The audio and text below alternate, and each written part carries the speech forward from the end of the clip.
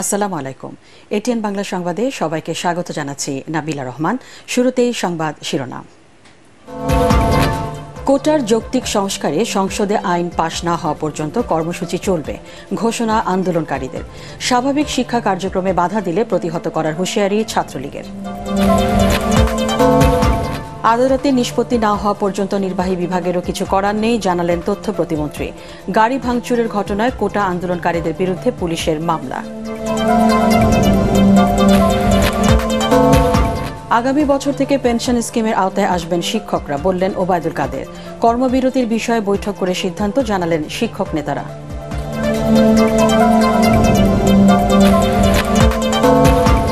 তরুণ নেতৃত্বে সরকার পতন আন্দোলন বেগবান করার উদ্যোগ বিএনপির। কোটা আন্দোলনকে পুঁজি করে এজেন্ডা বাস্তবায়ন করতে চায় ক্ষমতাসীনরা, অভিযোগ মির্জা আব্বাসের।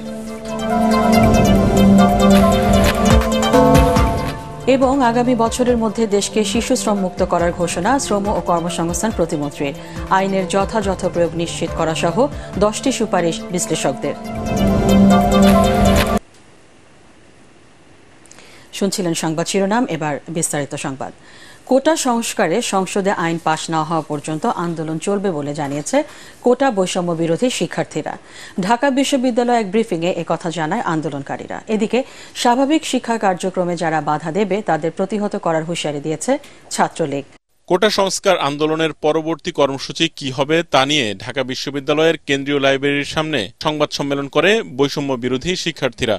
এর আগে 64 জেলার আন্দোলনকারীদের সঙ্গে অনলাইনে কর্মসূচি নিয়ে আলোচনা করেন তারা। এ সময় রোববার সকাল 11টায় গণপদযাত্রা এবং রাষ্ট্রপতি বরাবর স্মারকলিপি দেওয়ার কর্মসূচি ঘোষণা করে আন্দোলনকারীরা। শিক্ষার্থীরা জানায়, একটি কমিশন গঠন করে জরুরি অধিবেশন ডেকে কোটার যৌক্তিক সংস্কার করতে হবে, তা না হলে আন্দোলন অব্যাহত থাকবে। যৌক্তিক ও ন্যায়সঙ্গত আন্দোলনে রাজপথে রয়েছি। এখানে আমাদেরকে যদি কোনোভাবে উস্কে দেওয়া কিংবা ছাত্র সমাজের এই যে একটি যৌক্তিক চাওয়া নিয়ে যে একটি মত তৈরি হয়েছে পুরো দেশব্যাপী, সেটিকে বিভ্রান্ত করার বা অন্য কোনো খাতে নেওয়ার চেষ্টা করা হয়, তাহলে আসলে এটি কোনো ভালো ফল বয়ে আনবে না। এদিকে মধুর ক্যান্টিনে সংবাদ সম্মেলন করে ছাত্রলীগ। নেতারা বলেন, স্বাভাবিক শিক্ষা কার্যক্রমে বাধা দিলে তাদের প্রতিহত করা হবে। কোটা আন্দোলনের নাম করে শিক্ষার্থীদের এই আন্দোলনে যদি কেউ কোনোভাবে বাহাত ঢুকিয়ে দেশের শান্ত পরিবেশকে অশান্ত করার চেষ্টা করে, সেটির ফলাফল কিন্তু ভালো নয়। সরকারি চাকরিতে কোটা ইস্যু নিয়ে সাধারণ শিক্ষার্থীদের কাছে মতামত সংগ্রহ, উন্মুক্ত আলাপ আলোচনা, জনদুর্ভোগ পরিহার করার জন্য শিক্ষার্থীদেরকে আহ্বান জানানো এবং সার্বিক বিষয়ে একটি যৌক্তিক, অন্তর্ভুক্তিমূলক, গ্রহণযোগ্য সমাধানের জন্য বাংলাদেশ ছাত্রলীগ আজকে এই মিট দ্য প্রেসের আয়োজন করেছে। নতুন করে নৈরাজ্যমূলক কর্মসূচি গ্রহণ না করার আহ্বানও জানানো হয়। ইয়াসিন রানা, এটিএন বাংলা, ঢাকা। সরকারি চাকরিতে কোটার বিষয়টি সর্বোচ্চ আদালতে নিষ্পত্তি না হওয়া পর্যন্ত সরকারের নির্বাহী বিভাগের কোনো সিদ্ধান্ত বা ঘোষণা দেওয়ার সুযোগ নেই বলে জানিয়েছেন তথ্য প্রতিমন্ত্রী মোহাম্মদ আলী আরাফাত। রাজধানী তেজগাঁয়ে ঢাকা জেলা আওয়ামী লীগের কার্যালয়ে এক ব্রিফিংয়ে তিনি কথা বলেন। তথ্য প্রতিমন্ত্রী বলেন, ছাত্রদের দাবির সাথে সরকার একমত, তবে তাদের আবেগকে কাজে লাগিয়ে বিভ্রান্তি সৃষ্টি করছে একটি গোষ্ঠী। দফায় দফায় আন্দোলনের দাবি পরিবর্তন করা এবং জনভোগান্তি সৃষ্টি করা দুরভিসন্ধিমূলক বলেও মন্তব্য করেন তিনি। আন্দোলনকারীদের দাবি এবং আমাদের অবস্থানের মধ্যে কোনো পার্থক্য নাই, এটা সঠিক দিকে আগাচ্ছে। শুধু এই মুহূর্তে আমাদের কিছু হাত বাঁধা আছে নির্বাহী বিভাগের, যে এই মুহূর্তে আমরা ঘোষণা দিতে পারবো না, কারণ এটা সাবজুডিস ম্যাটার নিয়ে আপনি আলাপ করতে পারেন, কথা বলতে পারেন, যেটাও ঠিক না, কিন্তু আমরা করি। কিন্তু আপনি আনুষ্ঠানিক ঘোষণা যাচ্ছেন সরকার, এটা তো হতে পারে, এটা হয় না, এটা অসাংবিধানিক। তো ওই অন্যায্য দাবি, গায়ের জোরে পাহাড় ঠেলা, এগুলো তো করতে গেলে এটা যৌক্তিকতা হারিয়ে ফেলে, তখন কিন্তু আইনিভাবে আমাদের ব্যবস্থা নিতে হবে। শিক্ষার্থীদের কোটা আন্দোলনে অনুপ্রবেশকারী ঢুকে পড়েছে। আবারও সড়ক অবরোধ করার চেষ্টা করলে কঠোর ব্যবস্থা নেওয়া হবে বলে জানিয়েছেন ডিএমপির অতিরিক্ত কমিশনার ডক্টর খন্দকার মহিদউদ্দিন। আর ডিবির অতিরিক্ত কমিশনার হারুনুর রশিদ জানান, শিক্ষার্থীদের আন্দোলনে ভর করে সুবিধা নিতে চাচ্ছে একটি চক্র। এদিকে গত বৃহস্পতিবার শাহবাগে শিক্ষার্থীদের আন্দোলনের সময় দায়িত্ব পালনে বাধা দেয়া, পুলিশের ব্যারিকেড ভাঙা ও গাড়ি ভাঙচুরের অভিযোগে অজ্ঞাতনামা আসামিদের বিরুদ্ধে মামলা হয়েছে। রাজারবাগ পুলিশ লাইন্সের পরিবহন বিভাগের গাড়ি চালক খলিলুর রহমান বাদী হয়ে শাহবাগ থানায় এ মামলা করেন। আমাদের এত অনুরোধ করার পরে বলার পরে মহামান্য হাইকোর্টের অ্যাপিলেট ডিভিশনের তাদের পজিটিভ সিদ্ধান্ত দেওয়ার পরেও তাহলে ধরে নিতে হবে যে তারা আমাদেরকে তাদের ব্যাপারে কঠোর হওয়ার জন্য তারা বাধ্য করছে। মানুষের চলাচলে বিঘ্ন ঘটাচ্ছে, অনেক জায়গায় গাড়িতে তারা হাত দিচ্ছে এবং অজ্ঞাতনামা মামলাও রুজু হয়েছে। তারা পুলিশের কথা মানবে না, তাহলে আমাদের করার কি আছে? বিশ্ববিদ্যালয় শিক্ষকরা আগামী বছর থেকে সর্বজনীন পেনশন স্কিমের আওতায় আসবেন বলে জানিয়েছেন সেতুমন্ত্রী ও আওয়ামী লীগ সাধারণ সম্পাদক ওবায়দুল কাদের। আন্দোলনরত শিক্ষক নেতাদের সাথে বৈঠক শেষে সংবাদ সম্মেলনে তিনি আশা করেন আলোচনার মাধ্যমে জটিলতার সমাধান হবে। এদিকে আলোচনা ফলপ্রসূ হয়েছে বলে জানিয়েছেন শিক্ষক নেতারা। এ সময় কোটা বিরোধী আন্দোলনকারীদের দাবি সংবিধান ও রাষ্ট্র পরিচালনার মূল নীতি বিরোধী বলে মন্তব্য করেন আওয়ামী লীগ সাধারণ সম্পাদক। বিস্তারিত জানাচ্ছেন সৈয়দ রিয়াজ। প্রত্যয় স্কিম বাতিল সহ ৩ দফা দাবিতে জুলাইয়ের শুরু থেকে কর্মবিরতি সহ আন্দোলন করছেন বিভিন্ন পাবলিক বিশ্ববিদ্যালয়ের শিক্ষক ও কর্মকর্তা কর্মচারীরা। চলমান পরিস্থিতিতে ধানমন্ডির দলীয় সভাপতির রাজনৈতিক কার্যালয়ে আন্দোলনকারী শিক্ষকদের ১৩ সদস্যের একটি প্রতিনিধি দল বৈঠকে বসেন আওয়ামী লীগ সাধারণ সম্পাদক ওবায়দুল কাদেরের সাথে। এতে সরকারের পক্ষে শিক্ষা প্রতিমন্ত্রী ও শিক্ষা উপদেষ্টা উপস্থিত ছিলেন। ৩ দফা দাবি নিয়ে আলোচনা হয়েছে, তো আমরা সেটা আমাদের শিক্ষক সমিতি যেহেতু ফেডারেশন আছে, ফেডারেশন নিয়ে কথা বলে তারপর আপনাদের সাথে আমরা কথা বলব। পরে এক ব্রিফিংয়ে আওয়ামী লীগ সাধারণ সম্পাদক জানান শিক্ষকদের আন্দোলন প্রত্যাহারের আহ্বান জানানো হয়েছে। তাদের দাবিনামা প্রধানমন্ত্রী সময় পেয়ে আমরা উত্থাপন। রাজনৈতিক আন্দোলনে ব্যর্থ একটি কুচক্রী মহল কোটা বিরোধী আন্দোলনকারীদের উপর ভর করেছে জানিয়ে ওবায়দুল কাদের হুঁশিয়ার করে বলেন, তাদের অন্যায্য দাবির কারণে সংবিধান পরিবর্তন করা সম্ভব নয়। আইনের আওতার বাইরে গেলে তো সাংবিধানিক রাষ্ট্র পরিচালনার মূল নীতির আওতায় প্রণীত কোন সরকারি নীতি কেবল রাজনৈতিকভাবে উদ্দেশ্য প্রণীত শিক্ষার্থীদের একটি অংশের দাবির প্রেক্ষিতে পরিবর্তন হতে পারে। দক্ষিণ এশিয়ার মধ্যে একমাত্র বাংলাদেশেই সরকারি চাকরিতে কোটা ভিত্তিতে সবচেয়ে কম নিয়োগ দেওয়া হয় বলেও জানান ওবায়দুল কাদের। সৈয়দ রিয়াজ, এটিএন বাংলা, ঢাকা। অপেক্ষাকৃত তরুণ নেতৃত্ব দিয়ে আগামী দিনে রাজধানীতে সরকার পতন আন্দোলনে জোরালো প্রতিরোধ গড়ে তুলতে চায় বিএনপি। দলের প্রতিষ্ঠাতা জিয়াউর রহমানের সমাধিতে শ্রদ্ধা জানাতে এসে নতুন দায়িত্ব পাওয়া নেতারা জানিয়েছেন দ্রুত দলকে নতুন করে সংগঠিত করাই তাদের মূল লক্ষ্য। এ সময় স্থায়ী কমিটির সদস্য মির্জা আব্বাস অভিযোগ করেন, কোটা বিরোধী ছাত্র আন্দোলনকে পুঁজি করে ভিন্ন এজেন্ডা বাস্তবায়ন করতে চায় সরকার। মইনুল আহসানের রিপোর্ট। সম্প্রতি ঢাকা মহানগরে অপেক্ষাকৃত তরুণদের দায়িত্ব দিয়ে নতুন কমিটি ঘোষণা করেছে বিএনপি। দলীয় রেওয়াজ অনুযায়ী কাজ শুরু করার আগে নেতাকর্মীদের নিয়ে দলের প্রতিষ্ঠাতা জিয়াউর রহমানের সমাধিতে শ্রদ্ধা জানালেন ঢাকা উত্তর দক্ষিণের শীর্ষ নেতারা। আনুষ্ঠানিকতা শেষে গণমাধ্যমকে তারা জানান, দল পুনর্গঠন আর ভবিষ্যৎ আন্দোলনের জন্য সংগঠনকে তৈরি করাই তাদের মূল লক্ষ্য।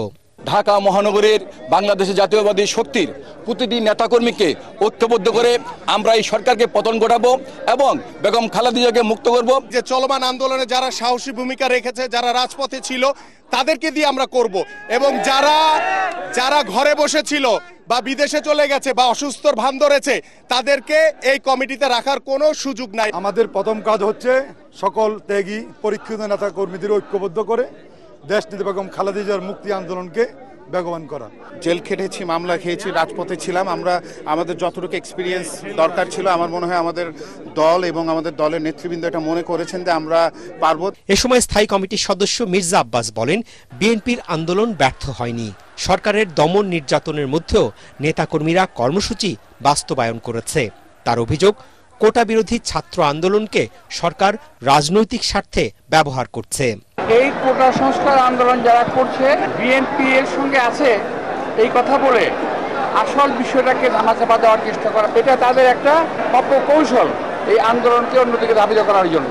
আমরা ভয় পাচ্ছি এটুকুই যে এই আন্দোলনের ফাঁক দিয়ে আবার অন্য কোনো অপকর্ম তারা করছে কিনা, এই দেশের বিরুদ্ধে কোনো ষড়যন্ত্র করছে কিনা। আওয়ামী লীগ ক্ষমতায় থাকলে দেশের স্বাধীনতা সার্বভৌমত্ব বিপন্ন হবে অভিযোগ করে তিনি বলেন, তাই সরকারের পতন ঘটানোই বিএনপির প্রধান চ্যালেঞ্জ। মইনুল আহসান, এটিএন বাংলা, ঢাকা। রাজনৈতিক সদিচ্ছা ছাড়া ব্যাংকিং খাতে লুটতরাজ ঠেকানো সম্ভব নয় বলে মন্তব্য করেছেন অর্থনীতিবিদ ডক্টর আহসান এইচ মনসুর। তিনি বলেন, গত 15 বছরে দেশের আর্থিক খাতের সূচক ঊর্ধ্বমুখী না হওয়া দুঃখজনক। দেশের ব্যাংকিং খাতের পুনরুদ্ধারে সরকারের স্বচ্ছ ও শক্ত নীতির বাস্তবায়ন জরুরি বলে মনে করেন তিনি। তরিক ইসলামের রিপোর্ট।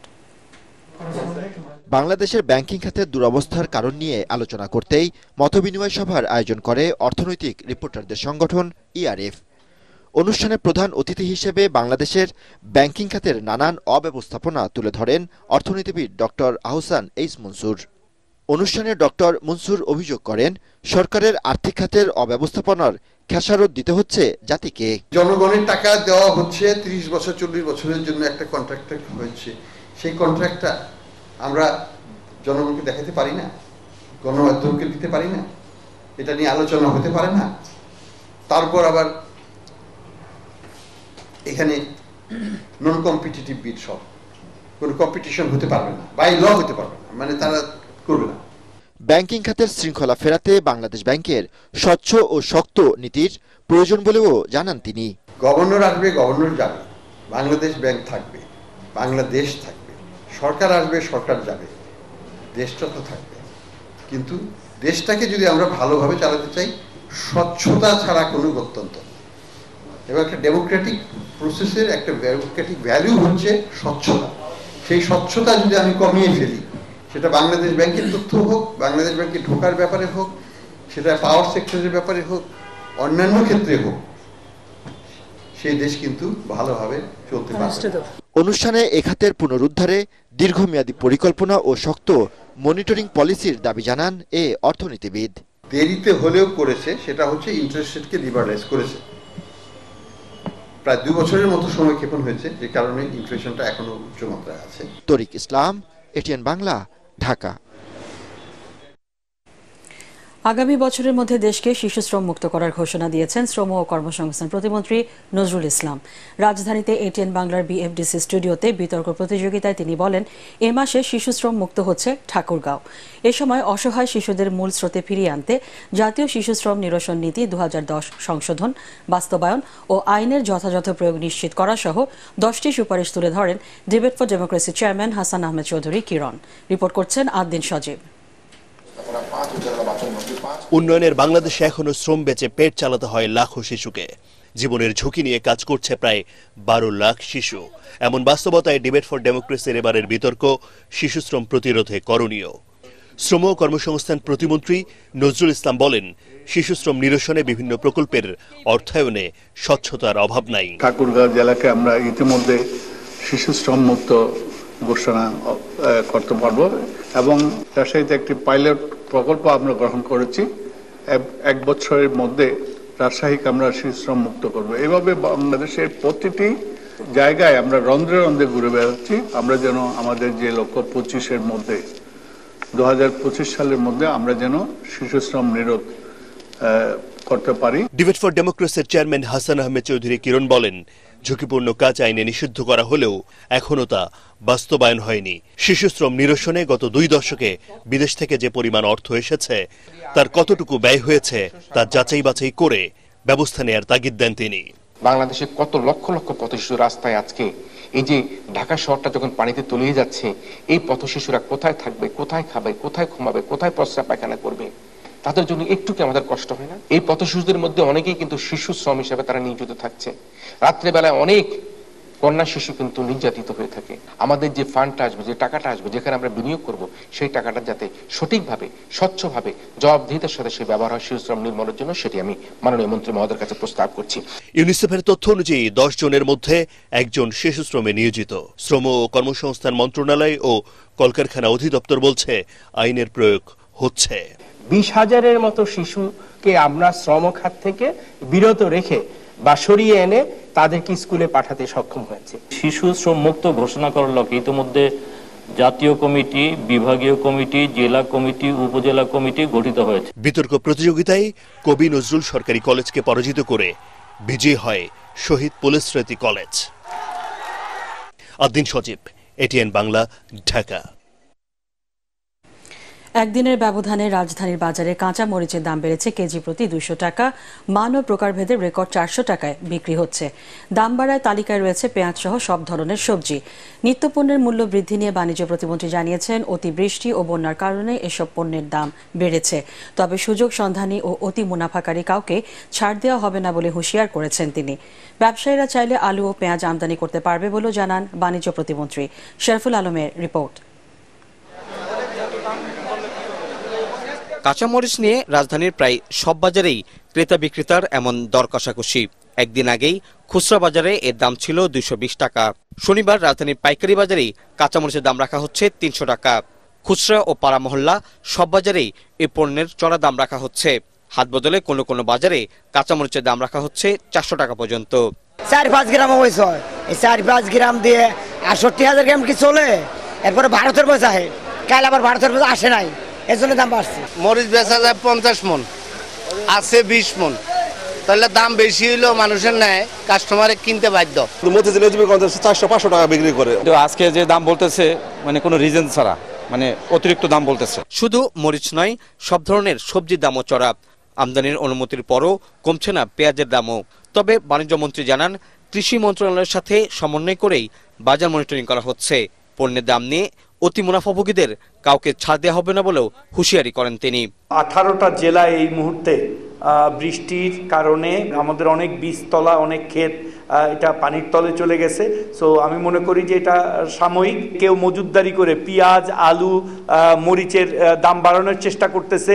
মজুতদারির কোনো সুযোগ আমরা হতে দিব না, আমরা ব্যবস্থা নিব। যে কোনো আমদানিকারক চাইলে আলু এবং পেঁয়াজের জন্য তারা নিয়ে আসতে পারবে, আমরা অনুমতি দিব। এর আগে টিসিবি মিলনায়তনে জাতীয় রপ্তানি ট্রফি 2021-22 প্রদান উপলক্ষে আয়োজিত সংবাদ সম্মেলনে বাণিজ্য প্রতিমন্ত্রী জানান, পোশাকের পাশাপাশি চামড়া সহ অন্যান্য পণ্যের রপ্তানি আয় বাড়াতে কাজ করছে সরকার। নিয়মিত বাজারের পাশাপাশি প্রতিবেশী ও আঞ্চলিক বাজারে বাংলাদেশ অংশীদারিত্ব বাড়াতে চায় বলেও সংবাদ সম্মেলনে জানানো হয়। শরফুল আলম, এটিএন বাংলা, ঢাকা। মজলুম ফিলিস্তিনিদের প্রতি বাংলাদেশের মানুষের ভালোবাসা কখনো ভুলবার নয় বলে মন্তব্য করেছেন ঢাকায় নিযুক্ত দেশটির রাষ্ট্রদূত ইউসুফ এস.ওয়াই. রামাদান। রাজধানীর বাড়িধারায় কুড়িগ্রামের বন্যার্তদের জন্য ত্রাণ সহায়তা হস্তান্তর অনুষ্ঠানে তিনি বলেন, ফিলিস্তিনিদের জন্য বাংলাদেশের জোরালো সমর্থন প্রশংসনীয়। এ সময় দেশটিতে চলা 10 মাসের ইসরায়েলি আগ্রাসন ও গণহত্যা বন্ধে বিশ্ববাসীর সমর্থন চান তিনি। পরে চাল, ডাল, তেল ও বিশুদ্ধ পানি সহ 1200 কার্টন ত্রাণ সামগ্রী কুড়িগ্রামের 4 উপজেলার প্রতিনিধিদের হাতে তুলে দেন এই কূটনীতিক। We call upon those powerful countries, especially the USA, to do exactly what needs to be done to stop the war.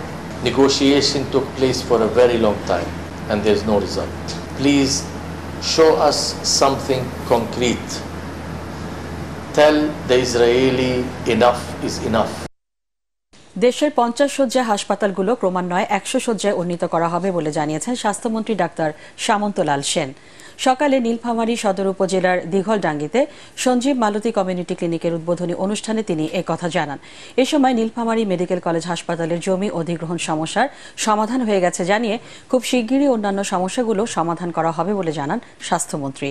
সংসদ সদস্য সিদ্দিকুল আলম, স্বাস্থ্য সচিব জাহাঙ্গীর আলম, স্বাস্থ্য অধিদপ্তরের মহাপরিচালক ডাক্তার আবুল বাশার মোহাম্মদ খুরশিদ আলম ও স্থানীয় সরকার ইনস্টিটিউটের মহাপরিচালক মনোজ কুমার রায় অনুষ্ঠানে উপস্থিত ছিলেন। সারা বাংলাদেশে 50 থেকে 100 করার জন্য তালিকা দেওয়া আছে। আমরা প্রায়োরিটি বেশি কোন জায়গায় করা বেশি দরকার সেইভাবে আমরা করব। একবারে তো সবকিছু করা সম্ভব না, তবে এটা নিয়ে আমরা কাজ শুরু করছি। পঞ্চম যে 5th সেক্টর প্রোগ্রামে আমরা এগুলো নিয়ে কাজ করব।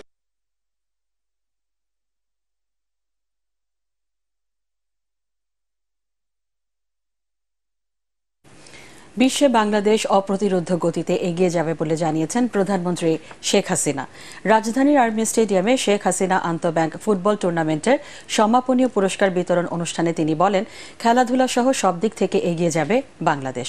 একসময় বাংলাদেশ বিশ্ব ফুটবলে চ্যাম্পিয়ন হবে বলেও আশা করেন প্রধানমন্ত্রী। পরাগ আরমানের রিপোর্ট। সবাইকে হাতে নেড়ে শুভেচ্ছা। শেখ হাসিনা আন্তঃব্যাংক ফুটবল চ্যাম্পিয়নশিপের ফাইনাল ম্যাচ।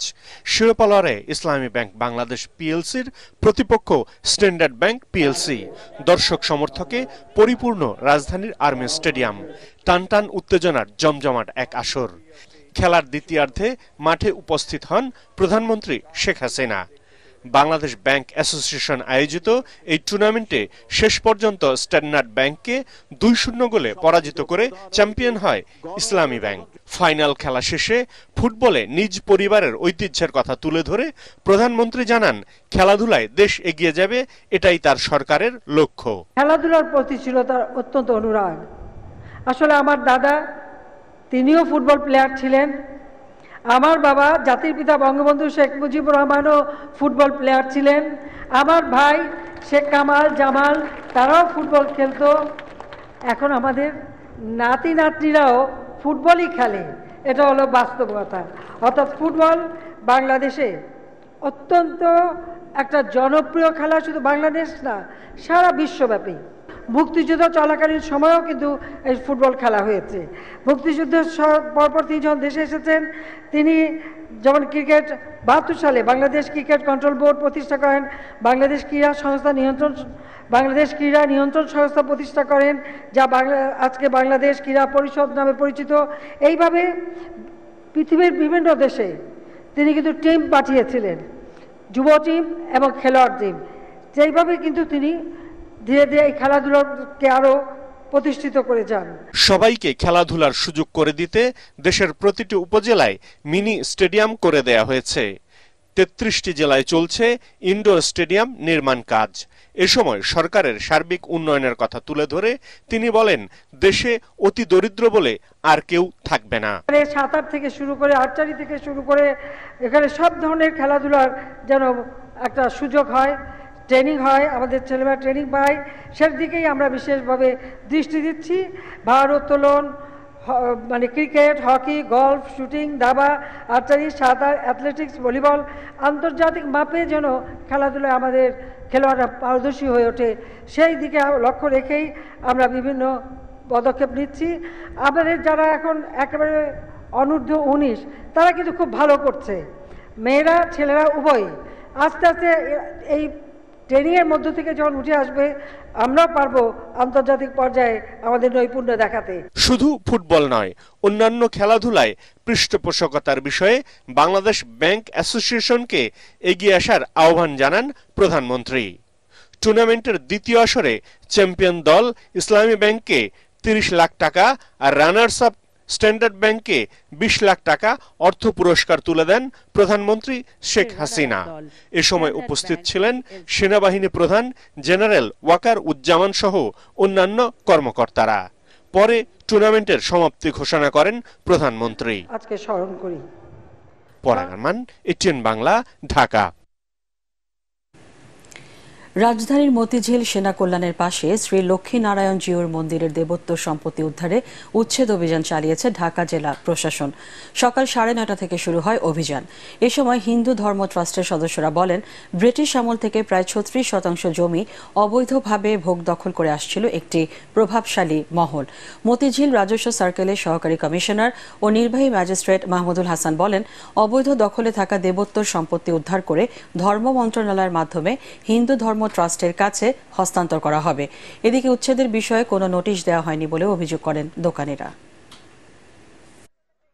এই দেবত্ব সম্পত্তিটা দীর্ঘদিন যাবৎ একটা অবৈধ দখলে ছিল।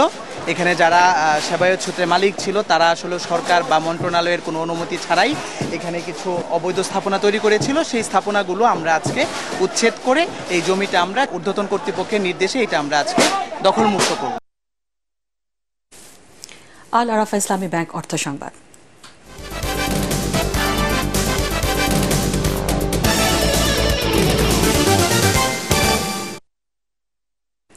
যশোরের Ad-din Sakina medical college diploma in ophthalmology এবং ডিপ্লোমা ইন গাইনি অ্যান্ড অবসের 2 বছর মেয়াদী পোস্ট গ্রাজুয়েট কোর্সের তৃতীয় ব্যাচের শিক্ষার্থীদের ওরিয়েন্টেশন অনুষ্ঠিত হয়েছে। অনুষ্ঠানে কলেজের অধ্যক্ষ ডাক্তার গিয়াসউদ্দিন, উপাধ্যক্ষ অধ্যাপক ডাক্তার সঞ্জয় সাহা, ডিজিও কোর্সের কোঅর্ডিনেটর গাইনি বিভাগের অধ্যাপক ডাক্তার হাসানুজ্জামান ও 500 শয্যা বিশিষ্ট আদ্দিন মেডিকেল কলেজ হাসপাতালের পরিচালক ডাক্তার ইমদাদুল হক সহ অন্যান্যরা উপস্থিত ছিলেন। তৃতীয় ব্যাচে ডিও এবং ডিজিও কোর্সের 6 জন শিক্ষার্থী আদ্দিন সকিনা মেডিকেল কলেজে পোস্ট গ্রাজুয়েশনের সুযোগ পেয়েছেন।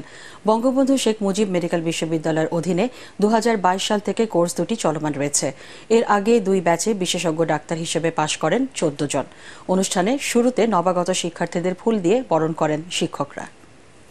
পার্ট আছে, এই পার্ট ওয়াইজ আমরা সেভাবে করে পাঠদান আমরা দিতে থাকি এবং সেটাকে শেষ করে দিয়ে আমরা তখন পরীক্ষার জন্য পাঠাতে চাই। অর্থাৎ আমাদের যেগুলো ডিউটিস স্টুডেন্টদেরকে ডেভেলপ করে দেওয়া, সেইভাবে করে আমরা তাদেরকে ডেভেলপ করে দিতে চাই। এবার পার্টেক্স খেলার খবর।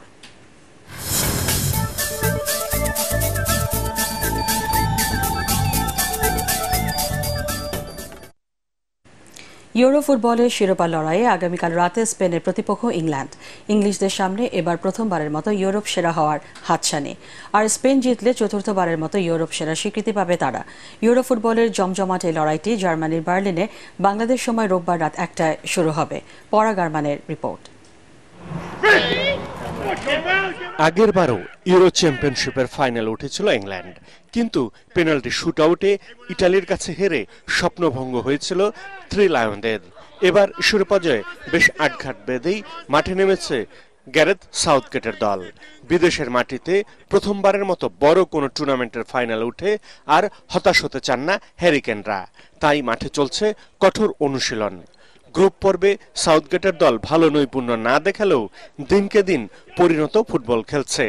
সেমিফাইনালে দারুণ পারফর্ম করে নেদারল্যান্ডসকে বিদায় করেছে। সেই খেলাটা ধরে রাখতে পারলে বার্লিনে আনন্দের হাসি হাসবে ইংল্যান্ডে।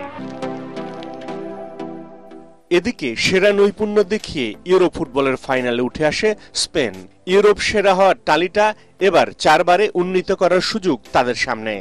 লুইস ডি লা ফন্তের দল সেমিফাইনালে ফ্রান্সের কাছে 1-0 ব্যবধানে পিছিয়ে থেকেও জয় নিয়ে মাঠ ছাড়ে। দলের প্রাণ ভোমরা হয়ে আছেন কিশোর তারকা লামেলা। পরিসংখ্যানও শিরোপা জয়ে এগিয়ে রাখছে লা রোজাদের। 2 দলের 9 বারের মোকাবেলায় 5টিতে জিতেছে স্পেন, 1টি ম্যাচ ড্র হয়েছে, 3টি ম্যাচ জিতেছে ইংল্যান্ড। পরাগামান, এটিএন বাংলা।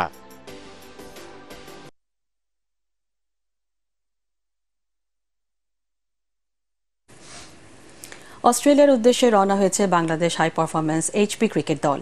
সেখানে পাকিস্তান এ দলের বিপক্ষে 2টি 4 দিনের ম্যাচ ও 3টি ওয়ানডে এবং অস্ট্রেলিয়ার স্থানীয় 7 ক্লাবের সাথে টি20 টুর্নামেন্ট খেলবে। এই সফরে এইচপি সহ মোট 22 জন ক্রিকেটারকে অস্ট্রেলিয়া পাঠাচ্ছে বিসিবি। আজ গেল টেস্ট দলের ক্রিকেটাররা। 4 দিনের 2টি টেস্টের নেতৃত্ব দেবেন মাহমুদুল হাসান জয়। 13 টেস্ট খেলা আরেক ব্যাটসম্যান সাদমান ইসলামকেও রাখা হয়েছে এই দলে। সহ অধিনায়ক করা হয়েছে 4টি টেস্ট খেলা ব্যাটসম্যান শাহাদাত হোসেনকে। আগামী 19 জুলাই পাকিস্তান এ দলের বিপক্ষে প্রথম টেস্ট শুরু হবে। পরের ম্যাচটি হবে 26 জুলাই। এরপরে শুরু হবে ওয়ানডে ম্যাচ। শেষ করার আগে সংবাদ শিরোনাম জানিয়ে দিচ্ছি আরেকবার।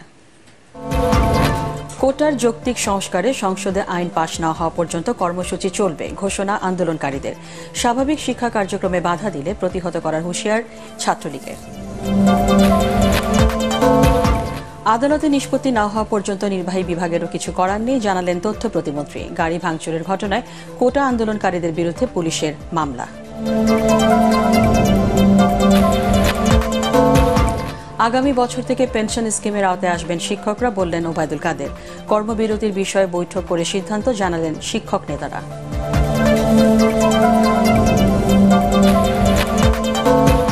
তরুণ নেতৃত্বে সরকার পতন আন্দোলন বেগবান করার উদ্যোগ বিএনপির। কোটা আন্দোলনকে পুঁজি করে এজেন্ডা বাস্তবায়ন করতে চায় ক্ষমতাসীনরা, অভিযোগ মির্জা আব্বাসের।